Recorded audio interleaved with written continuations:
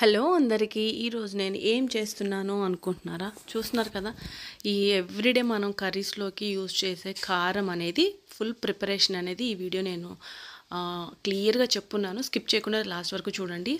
నేను ప్రతి కర్రీలో వేసే కారం అన్నమాట ఇది, చిల్లీ పౌడరు. నేను ఈ కర్రీ కారంలో ఏమేమి యాడ్ చేస్తాననేది చూడండి.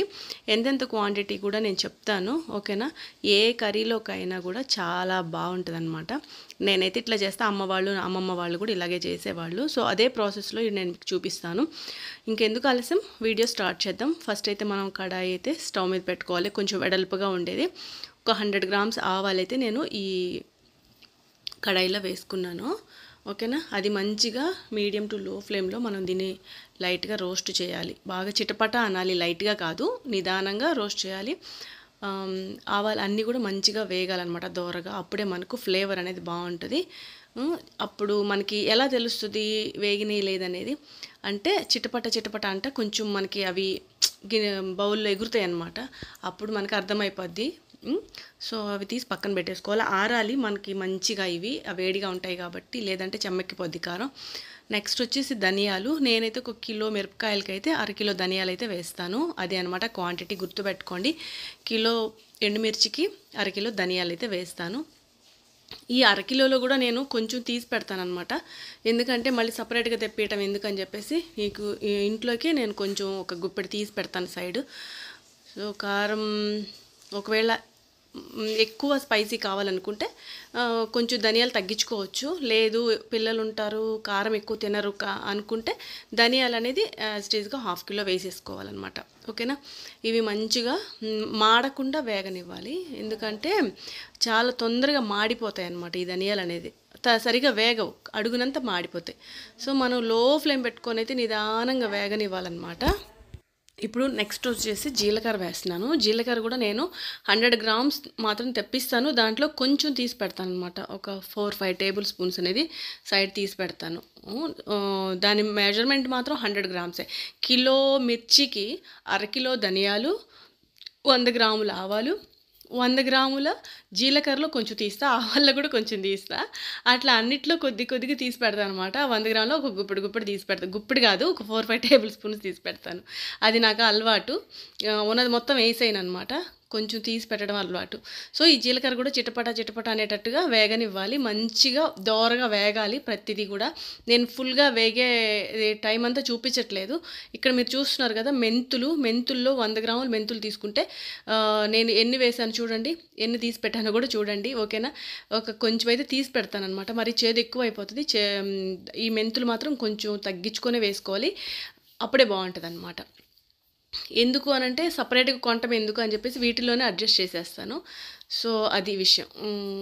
ఇప్పుడైతే ఈ మెంతులు కూడా మంచిగా దోరగా కలర్ మారిపోవాలి. చూస్తున్నారు కదా, కలర్ మారింది కదా, చిటపటాని సౌండ్ వస్తుంది మనకి. బాండీలోనే ఎగురుతుంది అనమాట. ఆ ధనియాలు కానీ, జీలకర్ర కానీ, ఆవాలు కానీ, మెంతులు కానీ బాగా వేగిపోయినట్టు చిటపట ఎగురుతాయి, అదే మనకి గుర్తు. సో ఇవన్నీ కూడా మంచిగా వేగిపోయినాయి. చూస్తున్నారు కదా, ఇక్కడ ఏమేమి వేసాను, ధనియాలు, జీలకర్ర, మెంతులు, ఆవాలు, ఈ 4 ఇంగ్రీడియంట్స్ అయితే వేసాను. అది మంచిగా దోరగా వేగిన తర్వాత అవన్నీ మిక్స్ చేసేసాను. చూడొచ్చు మీరు ఇక్కడ. అవి కొంచెం వేడిగా ఉన్నాయి కాబట్టి ఆరనివ్వాలి. యాజ్ ఇట్ ఈస్గా మనం కారం పట్టే దాంట్లో వేయకూడదు. సో చూడండి, ఇక్కడ వచ్చేసి 200 గ్రామ్స్ పసుపు అయితే చూపిస్తున్నాను కదా, ఇది నేను లాస్ట్లో మిక్స్ చేస్తాను. ఎప్పుడు మిక్స్ చేయాలనేది నేను మళ్ళీ చెప్తాను. ఇది అనమాట క్వాంటిటీ. ఇప్పుడైతే నేను ఎండుమిరపకాయలు ఎండబెట్టేసినవి తొడేలన్నీ ఒలిచేసి నీట్గా నేను క్యాన్లో అయితే, టిఫిన్ క్యాన్లో అయితే వేసేస్తున్నాను. కారం పట్టించే క్యాన్లో అయితే ఇవి మంచిగా 3 days బాగా మంచి ఎండకి ఎండాలి మిరపకాయలు కూడా. కొంతమంది అయితే వేయించుతారు, కానీ నేనైతే వేయించనండి. మనం ఎండకి ఎండబెట్టుకుంటేనే న్యాచురల్గా బాగుంటుంది. వేగితే మాత్రం మిరపకాయలు కారం అనేది ఆ టేస్ట్ మారిపోతుంది అనమాట. సో నాకు అట్లా నచ్చదు. ఇప్పుడు మనం వేయించుకున్నాం కదా, అవన్నీ ఇందులో వేసేసుకోవాలి. ఈ ఎండు మిరపకాయలు కూడా నేను కిలో మిరపకాయలకి ఒక 2 గుప్పెళ్ళు తీసి పక్కన పెడతానమాట. ఏదైనా మనం వేసినప్పుడు మళ్ళీ తిరిగి కొంచెం ఇంట్లో గిన్నెలో వేసుకోవడం అనేది మంచిది. అట్లాగా నేను చేస్తాను. సో వెనకటి కాలంలో అమ్మమ్మ వాళ్ళు కూడా అట్టే చేసేవాళ్ళు, అది బాగా గుర్తు నాకు. సో ఈ ఆరిపోయిన ఆవాలు, ధనియాలు, మెంతులు, జీలకర్ర అన్నీ కూడా ఈ మిరపకాయలో వేసేసుకొని మనం చక్కగా ఇప్పుడు మరపట్టించుకోవాలి. కారం పట్టించేసుకోవాలి, మిల్లుకి తీసుకెళ్ళి కారం పట్టించేసుకోవాలి. కారం పట్టించుకున్న తర్వాత మనం ఈ కారంలో పసుపు అనేది యాడ్ చేయాలన్నమాట. నేనైతే మిల్లుకి పట్టించేసాను, కారం పట్టించేసాను మిల్లుకి వెళ్ళి. చూస్తున్నారు కదా, మంచిగా కారం చూడండి ఎంత మంచి కలర్ కనిపిస్తుందో. స్మెల్ కూడా సూపర్గా ఉంటుంది అనమాట. ఇది అన్ని కర్రీస్లోకి, పప్పులోకి, ఫిష్ కర్రీ, చికెన్లోకి, దేంట్లోకైనా, చికెన్ ఫ్రైలోకి, దేంట్లోకైనా వేసుకోవచ్చు. నేనైతే ఇలాగే వేస్తాను, ఇంకా వేరే ఏది కూడా అవసరం లేదు. ఇప్పుడు 200 గ్రామ్స్ పసుపు చెప్పాను కదా. ఇప్పుడు మనం కారం పట్టించిన తర్వాత ఆ కారం కూడా చల్లారిపోయిన తర్వాత మిల్లుకి వెళ్ళినప్పుడు వేడిగా ఉంటుంది కారం పట్టినప్పుడు, అది కూడా మంచిగా ఆరిపోయిన తర్వాత ఈ పసుపు అనేది మనం యాడ్ చేసుకోవాలి. ఇంకా దీంట్లో ఇంకేం అవసరం లేదు, ఈ పసుపు ఒక్కటి యాడ్ చేసుకుంటే సరిపోతుంది. నాకైతే 1 కిలో మిరపకాయలు పట్టించాము అంటే ఇవన్నీ వేసి కనీసం 3 months వస్తుందండి నాకు. ఎన్ని కర్రీస్ చేసినా అసలు అంత అంటే మనకు అయిపోతుంది అనే ప్రాబ్లం ఉండదు.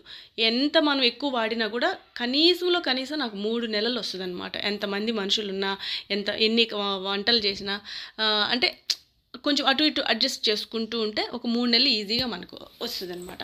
అట్లాగా మనం 2 kilos కానీ ఒక్కసారి పట్టించుకున్నాము అంటే మనకి 6 months ఈజీగా వస్తుంది. కానీ నేనైతే 3 నెలలకు ఒకసారి పట్టిస్తాను, ఎప్పటికప్పుడు మళ్ళీ ఎక్కువ రోజులు నిల్వ ఉండొద్దు అనేసి.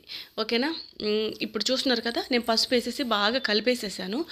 కారం అయితే అసలు పర్ఫెక్ట్గా వచ్చేసింది. అసలు ఆ కలర్ చూడండి ఎంత బాగుందో. ఒకవేళ మీకు నచ్చినట్లయితే మీరు ఖచ్చితంగా ట్రై చేసి వెంటనే కామెంట్ చేయండి.